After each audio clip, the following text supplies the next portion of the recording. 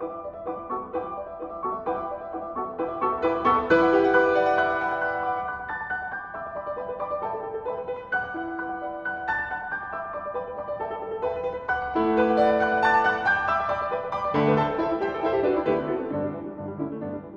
les années 1970-75 à peu près, Guy de Lusigny a décidé, une bonne fois pour toutes, de ne plus faire que des œuvres carrées. Le support pouvait être du bois, de la toile, du papier. Ça a pu être aussi de l'isorel, mais toujours le carré. Et à l'intérieur d'une œuvre carrée, selon le support, d'autres œuvres carrées qui animent l'œuvre. Et en ce qui concerne cette toile qui est à côté de moi, il s'agit d'une œuvre des années 83 et sur laquelle vous voyez une utilisation très subtile de la couleur, des différents rouges, disposés de manière très calculée, très précise par l'artiste au moment du dessin. Si on doit parler un petit peu de technique à propos de cette toile, je dirais donc que c'est une toile tendue sur un châssis par l'artiste lui-même. C'est lui qui choisissait les châssis et la toile et qui les tendait, il les mettait en place lui-même. Ensuite arrivait la phase du dessin de l'œuvre qui avait fait l'objet de dessins préparatoires, de plusieurs dessins préparatoires. Et après, il y avait donc l'exécution du dessin sur la toile, au crayon, la plupart du temps.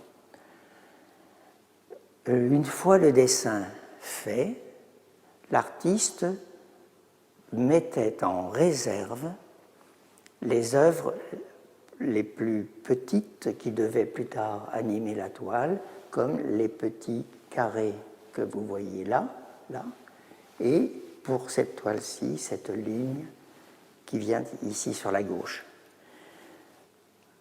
Je disais qu'il mettait en réserve ces formes-là, c'est-à-dire qu'il recouvrait les dessins de ça, de scotch, de manière à pouvoir, et y compris la ligne, de manière à pouvoir d'abord travailler le fond. Le fond était recouvert de peinture à l'acrylique, au pinceau, et c'était des passages de couleurs très dilués, très liquides, qui étaient passés, les passages se faisaient les uns, bien sûr, après les autres, et c'est seulement quand l'artiste avait trouvé la couleur qu'il avait imaginée pour cette œuvre qu'il s'arrêtait.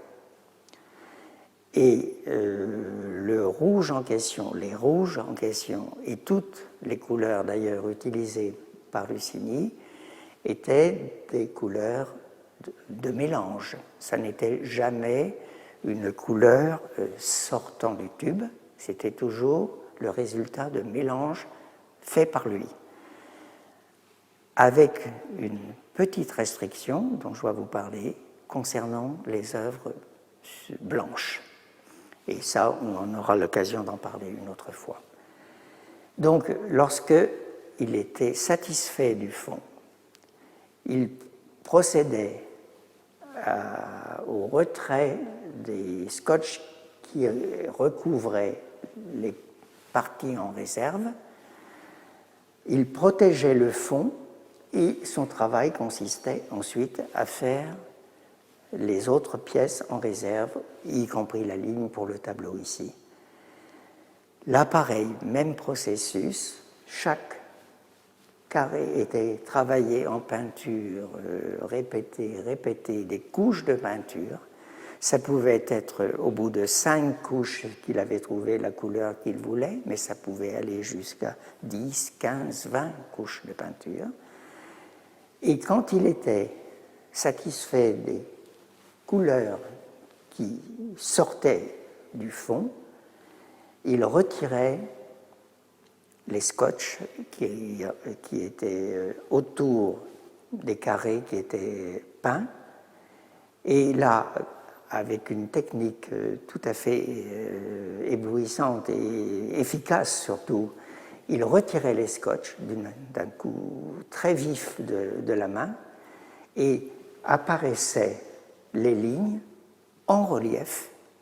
Ces lignes en relief font penser que le travail a été plutôt un travail de collage qu'un travail de peinture, mais en réalité, ce n'est que de la peinture, y compris pour cette ligne-là. Il pouvait arriver un petit accident, c'est qu'un morceau de peinture parte avec le scotch. Et là, c'était un travail d'une minutie aussi précise que le reste, de rattrapage avec une loupe et un pinceau à un poil. Ses collègues, les artistes, les gens qui regardent un petit peu cette technique sont éblouis par la précision et la qualité de ce travail. Et on se pose la question de savoir pourquoi lui arrive à le faire et d'autres pas.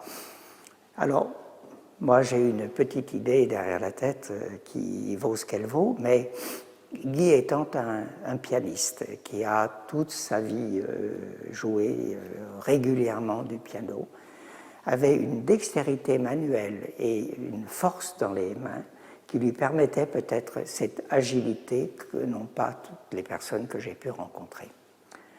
Voilà, donc retenez bien, pas de collage, uniquement de la peinture et de la peinture mélangée pour arriver au résultat que vous voyez là.